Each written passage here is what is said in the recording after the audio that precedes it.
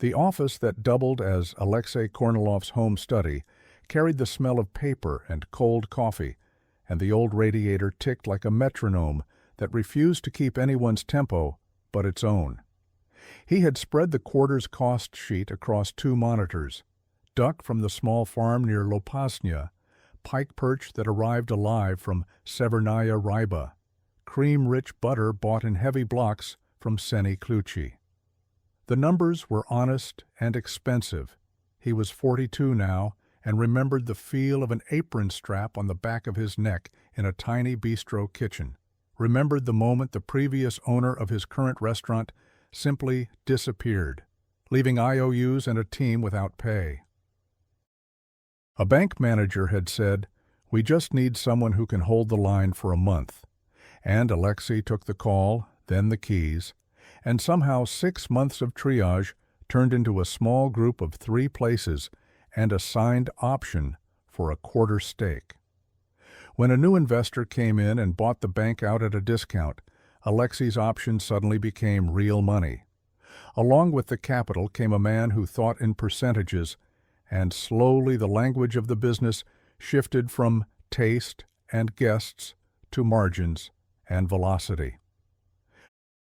Evening ran in the main dining room, 62 covers, the light carefully leveled to show the food without turning the tables into a stage. The goal was simple: run service the way the regulars expected. No bravura, no cuts of corners invisible to the eye, but loud in the mouth. Chef Maria Orlova moved with conserved energy, tasting spoon in hand, trays of hot salt and herbs lined up like tools for a quiet surgery. Plates held the restaurant together: pike perch, rested for 2 days in malt salt and baked apple skins, steamed to a fragile set, and painted with birch glaze and browned garlic; dry-aged duck with parsnip, slowly softened in clarified milk; butter perfumed with green dill. The textures felt nearly woven. The smells of apple peel and warm caramel and fresh greens reached the tables before the servers did. The room reacted the way it always did: a short look, a pause, hands already searching for a server to say something kind. The average check hovered around 3,400 rubles, and in the notes they called the menu "the season done honestly." In that rhythm, the cardboard box with the neutral logo of Grey Wholesale, discovered in the stockroom, rang like a dropped fork in a quiet bar. Maria had never ordered from them. No one on her team had. The investor, Igor Savelyev, arrived with winter on his shoulders and a stack of printouts. Alexei's plan for the meeting had been plain: fix the parameters and not burn the relationship.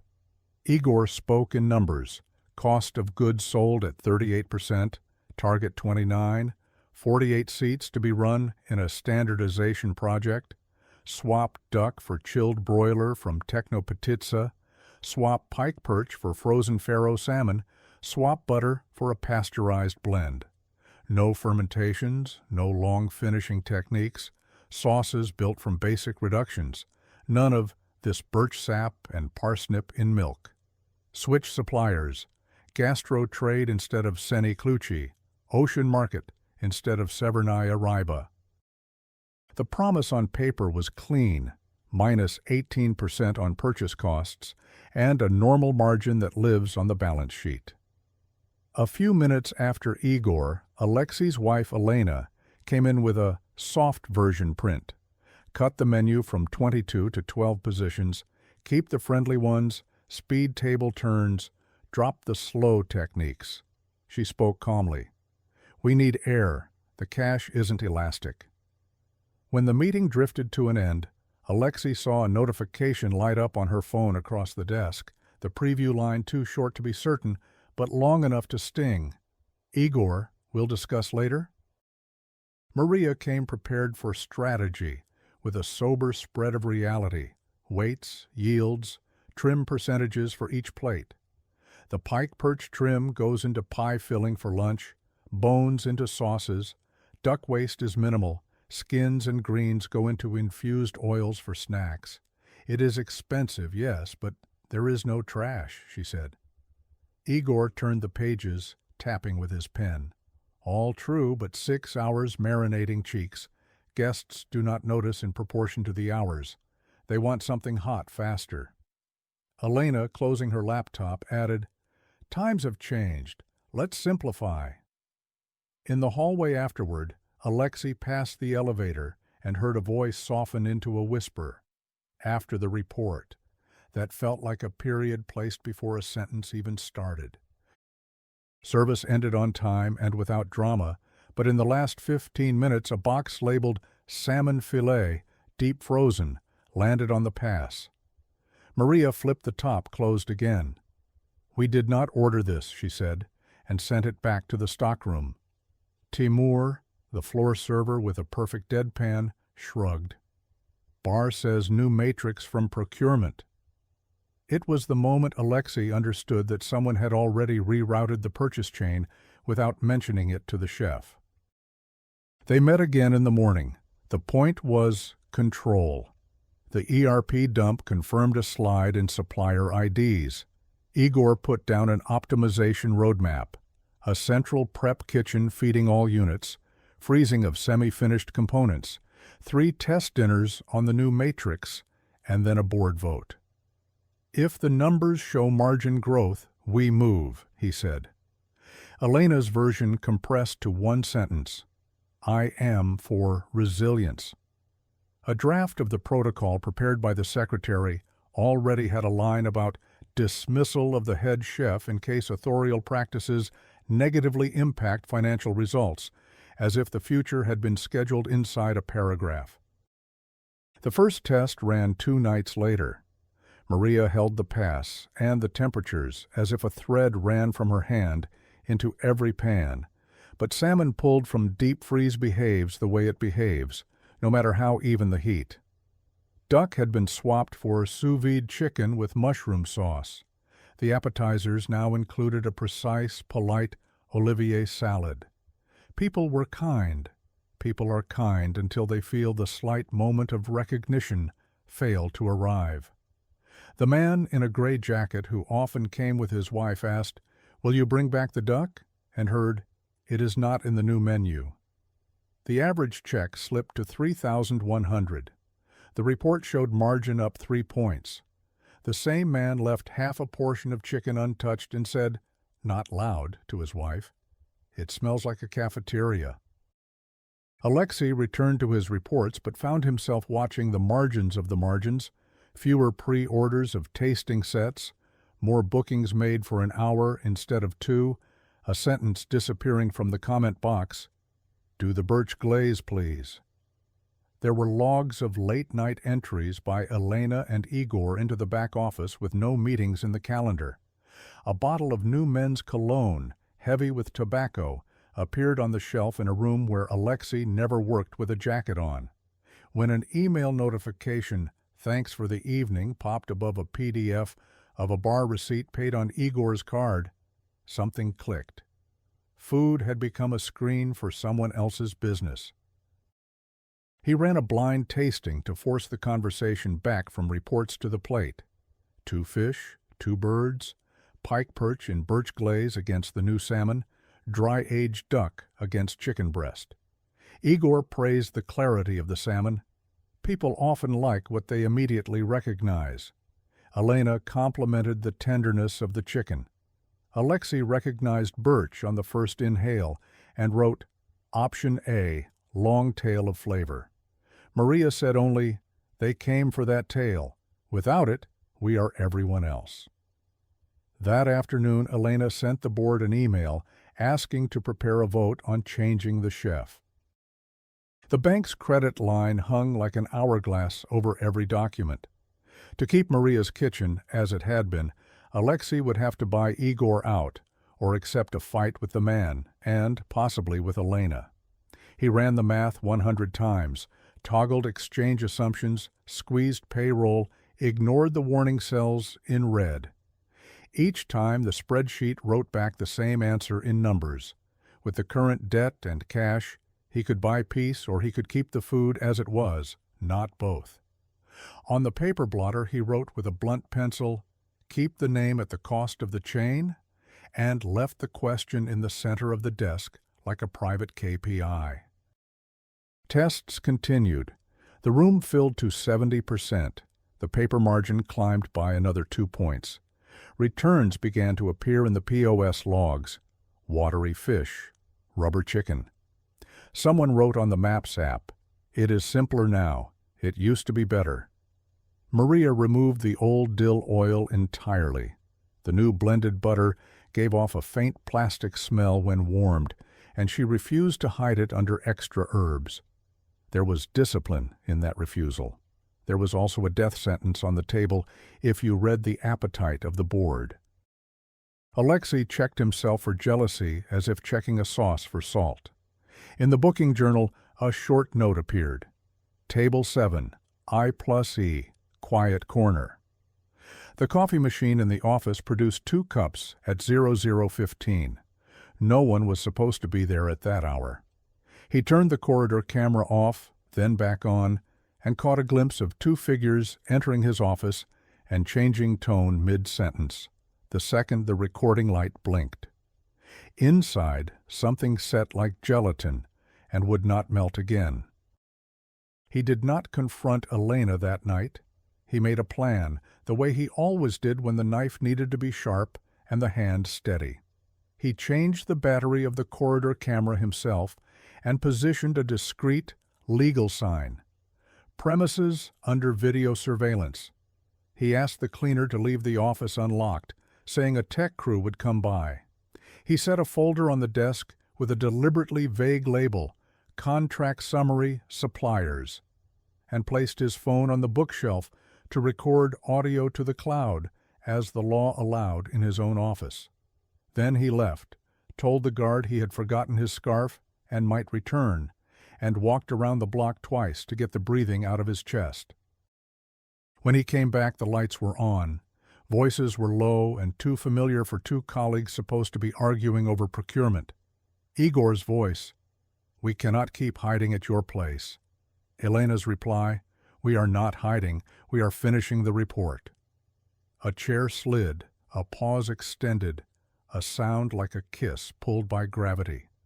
Alexei stood in the corridor and saw their reflection dim and tremble in the glass of the notary certificates that hung on the wall.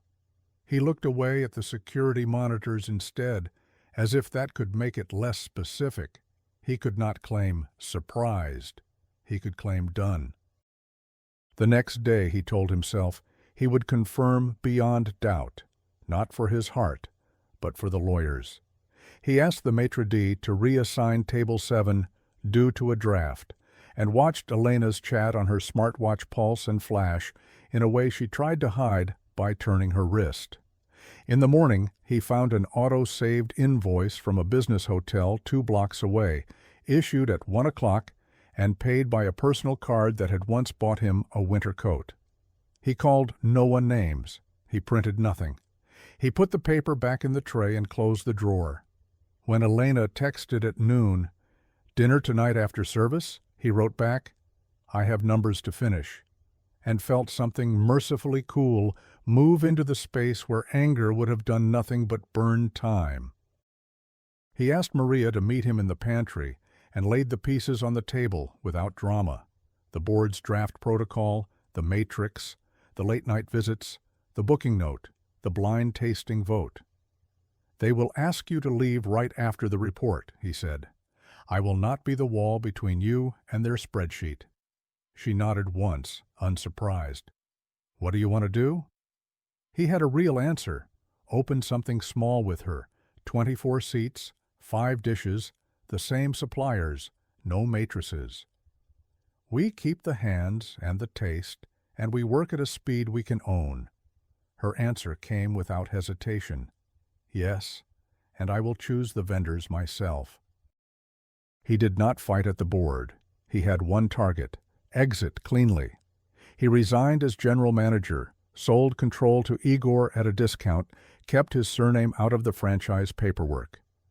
Elena closed the meeting with, "Igor and I will lead the business," and that night their joint photo appeared with the caption, a new chapter. He had no room left for anger, only a fatigue that masked as relief once the signatures dried. Looking for a place took 8 days, a former bakery with a tired hood, a below-grade phone repair hole with no daylight, and a small first-floor room in an old residential building, 2 windows, a clean shaft, its own door. They picked the last one. The landlord was an old regular. He asked for honest work and 3 months up front. The space had walls without bravado, a concrete floor, water already pulled to where a bar could grow. It smelled of dust and old sunlight. "It's not a stage," Maria said. "It's a workbench." They opened without banners. 5 dishes went up. The pike perch with birch glaze and browned garlic like before.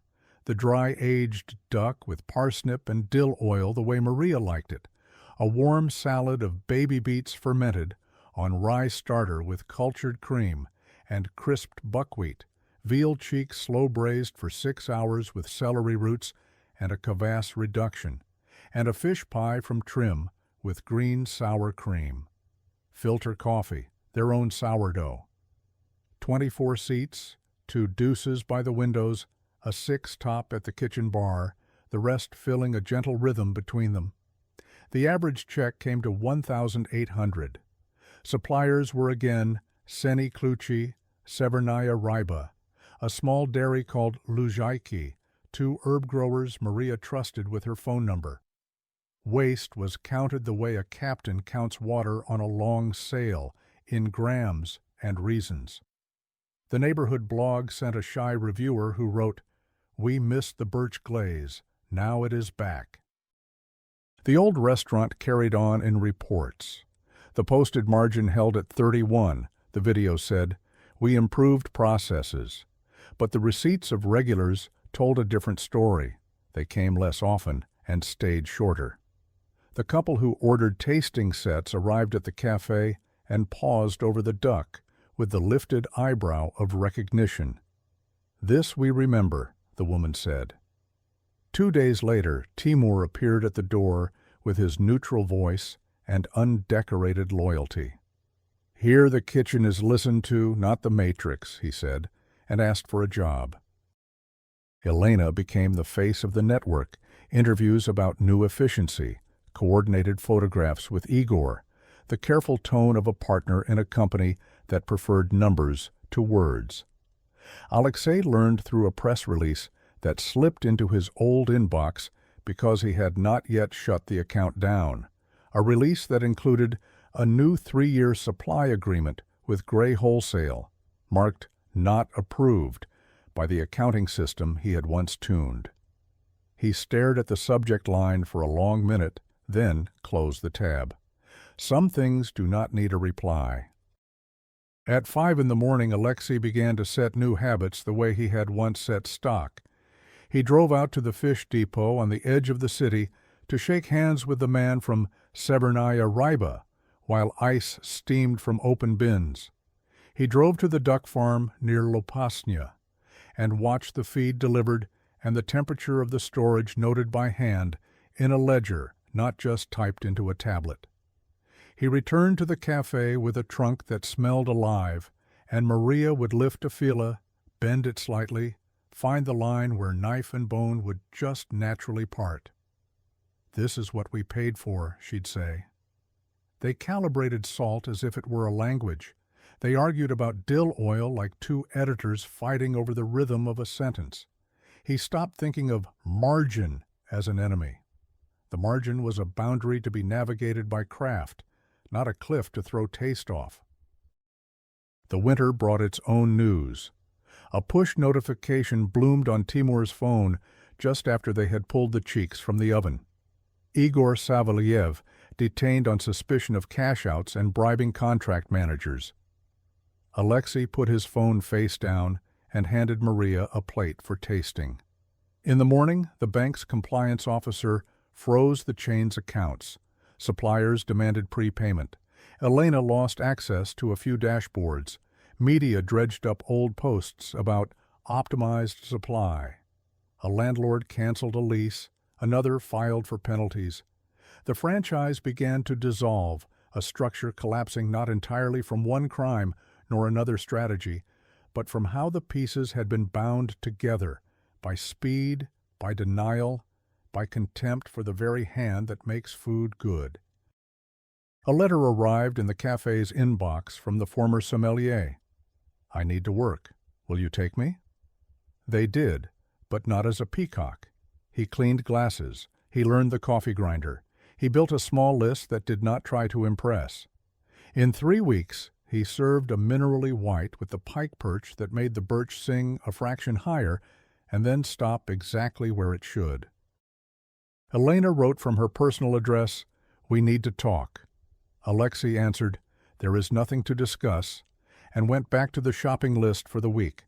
Pike perch 7 kilograms, duck 12 birds, beets 20 kilograms, parsnip 10, 1 sack of garlic.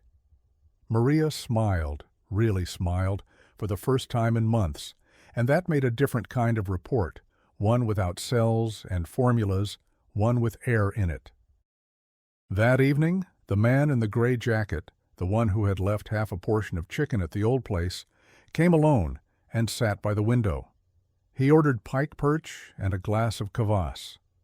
The cafe was quiet in a way that had nothing to do with emptiness. Knives tapped against boards, filter coffee burbled on the counter, a streetlight softened the window. He ate, set the fork down, and said, not loudly, "It has returned." "How much?" Alexei asked.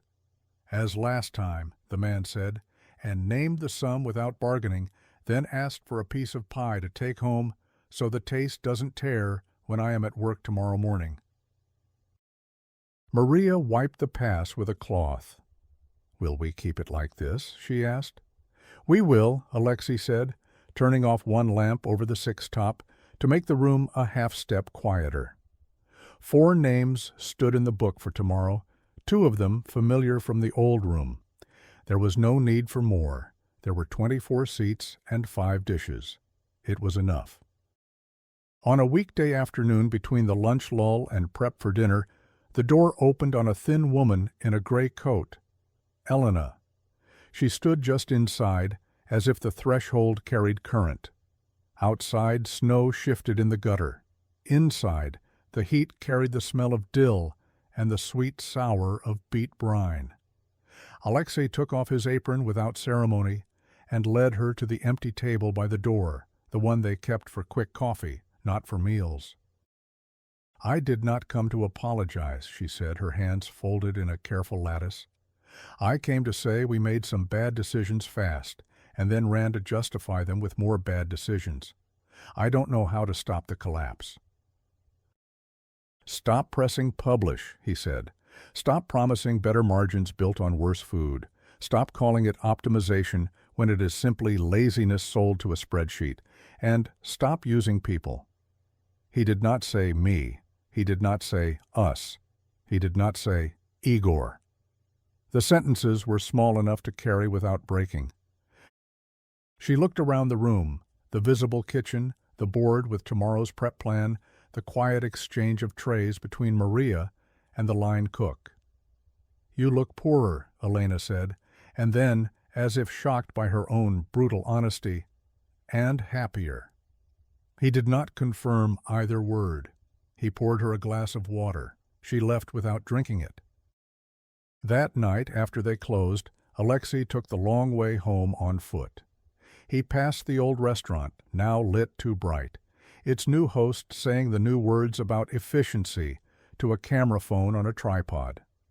Inside, one table held 6 young professionals, treating themselves to a safe Friday night.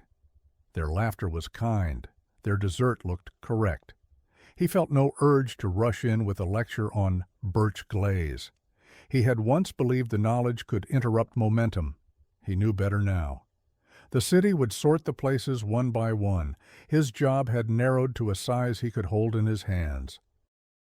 Spring pushed into the alley with a furnace-room breath, and with it came the practical chores that feed a small kitchen, repainting the wall behind the dish pit, recaulking the steel counter seam that had begun to lift, replacing a gasket on the lowboy.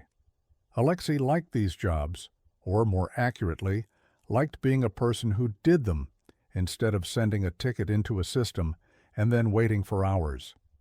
He discovered that the new coffee grinder fought back if you adjusted particle size while beans were still moving through the chamber. He discovered he could still break down 10 kilograms of fish without burning his hands. He discovered he could forget the day of the week if the room's rhythm was right and the seating turned like a good waltz. Guests began to learn the new habit, too. A man who had once sent back the veal cheeks because they taste like childhood, and I am not ready for that at dinner, returned to ask for them again, then laughed at himself and left a note on the check that said only, "Ready now." A young couple asked whether the dill oil could be bottled and sold. Maria said no, and then sent them home with a small jar anyway, with a sticker that said, "Use soon."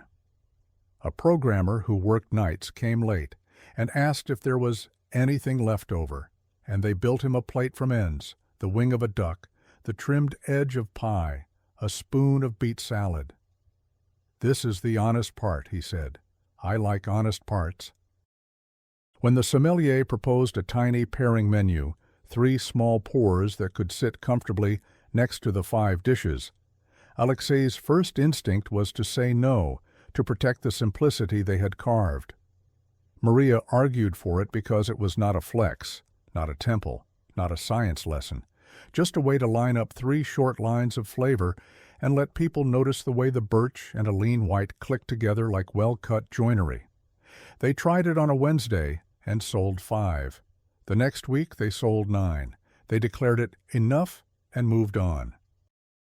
He kept waiting for the other shoe to drop, the tax question, the building permit, the ex-landlord with a grudge. But most days there were only the shoes they laced themselves and the floor that needed sweeping. When trouble did walk in, it had a human face and a simple ask. One evening, the former dishwasher from the old restaurant arrived to say he had been paid late twice in a row at the chain and could not cover rent. Alexei listened, pulled a small advance from the safe, offered 2 shifts, and then made a note to raise base pay by a fraction in 3 months if receipts held. The numbers did not like that note. He made it anyway.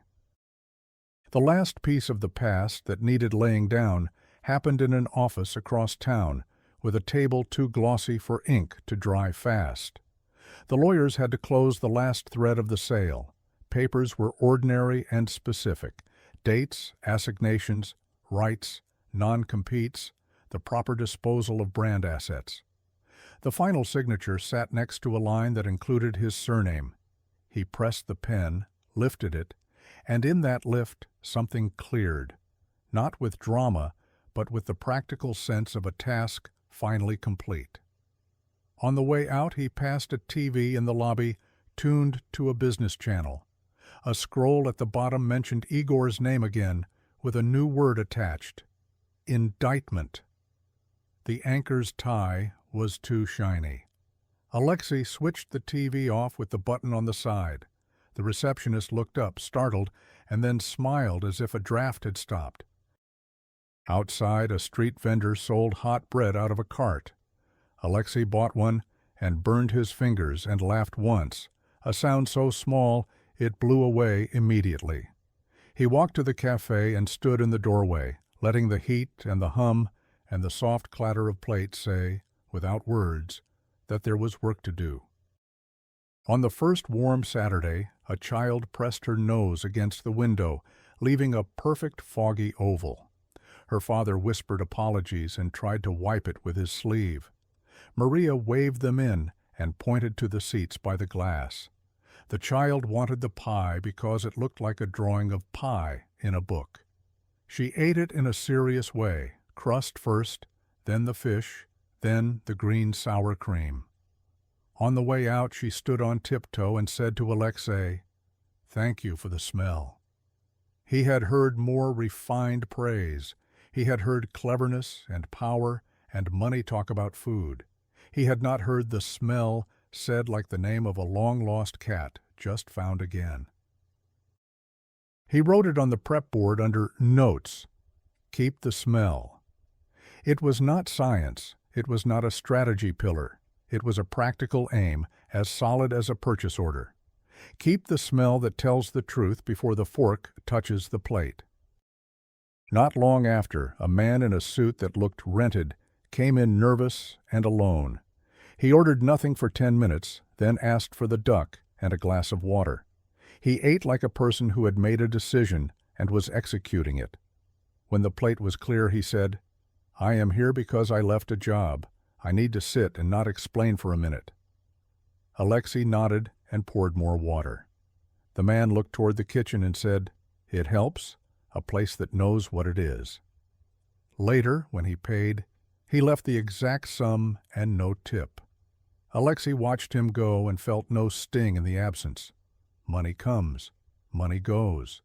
The only disgrace is forgetting which part of the exchange is yours to manage. As for Elena, the city decided her story on its own schedule. Some interviewers stepped back, some pushed forward, some pushed too far and fell into the silence that follows a story the public no longer accepts. Alexei did not follow. She texted once more, a short, "I am sorry," sent without punctuation. He typed, "I know," and then erased it and sent nothing. That night, in the quiet of the small office behind the cafe, he opened his old laptop out of habit and then closed it again. There were no spreadsheets he needed at that hour, no emails he could write that would improve a single plate. He turned out the light and stood for a moment in the dark, listening to the cooling clicks of metal, the way the city's far sound comes through old windows, the way a room holds its breath when it is empty and waiting. He did not plan a next. That was the largest change of all. He knew the morning would bring orders and chopping and a few hard decisions, and that the evenings would bring back faces he knew and faces he did not, and that this would be enough. He locked the door and walked into the alley. Somewhere, not far, somebody played a radio from a kitchen and laughed at a joke too small to cross the fence. He pulled up his collar and smiled to himself and did not hurry. All the turns had been taken. The rest was the straight, simple work that keeps a table honest.